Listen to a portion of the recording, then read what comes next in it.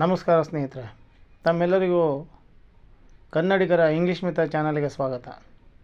ಸ್ನೇಹಿತರೆ, ನಾನು ನಿನ್ನೆ ವಿತ್ ಬಗ್ಗೆ ಮಾಹಿತಿ ಕೊಟ್ಟಿದ್ದೆ. ಸಾಧನ ಮತ್ತು ಸಂಗಡ ವಿತ್ತನ್ನು ಎಲ್ಲೆಲ್ಲಿ ಬಳಸ್ಬೋದು, ಯಾವ ರೀತಿ ಬಳಸ್ಬೋದು ಅನ್ನೋದ್ರ ಬಗ್ಗೆ ಸಂಪೂರ್ಣ ಮಾಹಿತಿ ಕೊಟ್ಟಿದ್ದೆ. ನೀವೆಲ್ಲ ವಿಡಿಯೋ ನೋಡಿರ್ಬೋದು ಅಂತ ತಿಳ್ಕೊಂಡಿದ್ದೀನಿ. ಅದ್ರ ಬಗ್ಗೆ ಮಾಹಿತಿ ಮತ್ತು ತಿಳ್ಕೊಬೇಕಂತ ಹೆಚ್ಚು ವಿಡಿಯೋ ನೋಡ್ತಾಯಿರಿ. ಇವತ್ತು 4ನೇ ಪದದ ಬಗ್ಗೆ ನಿಮಗೆ ಮಾಹಿತಿ ಕೊಡಲಿಕ್ಕೆ ಪ್ರಯತ್ನ ಮಾಡ್ತಾಯಿದ್ದೀನಿ. 4ನೇ ಪದ ಇನ್ ಅಂತ ಬರುತ್ತೆ. ಆ ಎನ್ ಇನ್ ಅಂದರೆ ಅದನ್ನು ನಾವು ಎಲ್ಲಿ, ರಲ್ಲಿ, ದಲ್ಲಿ ಉಪಯೋಗಿಸ್ಬೋದು. ಎಲ್ಲೆಲ್ಲಿ ಎಲ್ಲಿ, ರಲ್ಲಿ, ದಲ್ಲಿ ಅಂತ ನಮ್ಮ ಕನ್ನಡದಲ್ಲಿ ಬರುತ್ತಲ್ವ, ಅಲ್ಲಿ ನಾವು ಇಂಗ್ಲೀಷ್ನಲ್ಲಿ ಇನ್ನನ್ನು ನಾವು ಬಳಸಬೇಕಾಗತ್ತೆ. ಉದಾಹರಣೆಗೆ ಶಾಲೆಯಲ್ಲಿದೆ ನೋಡಿ, ಇನ್ ದ ಸ್ಕೂಲ್ ಅಂತ ಆಗುತ್ತೆ.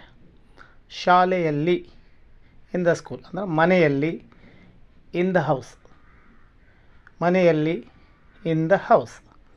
ನೋಡಿ, ಭಾರತದಲ್ಲಿ, ಇನ್ ಭಾರತ್, ಭಾರತದಲ್ಲಿ ಅಂದರೆ ಇನ್ ಭಾರತ ಆಯಿತು.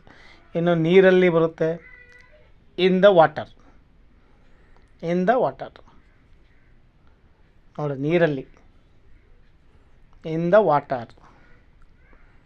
ಇನ್ನು ಅಡವಿಯಲ್ಲಿ, ಎಲ್ಲಿ ನೋಡಿ, ಎಲ್ಲಿ ಪದ ಬಂತು ನೋಡಿ, ಇನ್ ದ ಫಾರೆಸ್ಟ್. ಅಡವಿಯಲ್ಲಿ ಅಂದರೆ ಇನ್ ದ ಫಾರೆಸ್ಟ್ ಅಂತ ಆಯಿತು. ನೋಡಿ, ಮೇಲೆ ಇದೆ ಅಲ್ಲ, ಎಲ್ಲಿ, ರಲ್ಲಿ, ದಲ್ಲಿ ಅಂತ ಶಬ್ದಗಳು ಎಲ್ಲೆಲ್ಲಿ ಬರುತ್ತಲ್ವ, ಅಲ್ಲಿ ಇನ್ನನ್ನು ನಾವು ಬಳಸ್ಕೊಂಡು ನಾವು ಪದಗಳನ್ನು ರಚನೆ ಮಾಡ್ಬೋದು. ನೋಡಿ, ನೆಕ್ಸ್ಟ್ ನೋಡಿ, ಅಡವಿಯಲ್ಲಿ ಆಯಿತು. ಅಡವಿಯಲ್ಲಿ ಅಂತಂದರೆ ಇನ್ ದ ಫಾರೆಸ್ಟ್ ಅಂತ ಆಯಿತು. ಈಗ ಆಡುವುದರಲ್ಲಿ ಇನ್ ಪ್ಲೇಯಿಂಗ್ ಅಂತ ಬರುತ್ತೆ. ಈಗ ಆಲ್ರೆಡಿ ನೀವು ನೀರಲ್ಲಿ ಅಂದರೆ ಇನ್ ದ ಫಾರೆಸ್ಟ್. ತಿನ್ನುವುದರಲ್ಲಿ ಇನ್ ದ ಈಟಿಂಗ್. ಮಾತಾಡುವುದರಲ್ಲಿ ಇನ್ ಸ್ಪೀಕಿಂಗ್. ಬರೆಯುವುದರಲ್ಲಿ ಇನ್ ರೈಟಿಂಗ್. ಓದುವುದರಲ್ಲಿ ಇನ್ ರೀಡಿಂಗ್.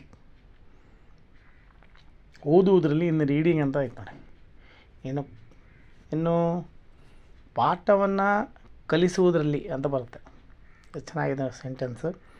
ಪಾಠವನ್ನು ಕಲಿಸುವುದರಲ್ಲಿ ಅಂತ ಹೇಳಿದ್ರೆ ಇನ್ ಟೀಚಿಂಗ್ ದ ಲೆಸನ್. ಪಾಠವನ್ನು ಕಲಿಸುವುದರಲ್ಲಿ ಅಂದರೆ ಇನ್ ಟೀಚಿಂಗ್ ದ ಲೆಸನ್.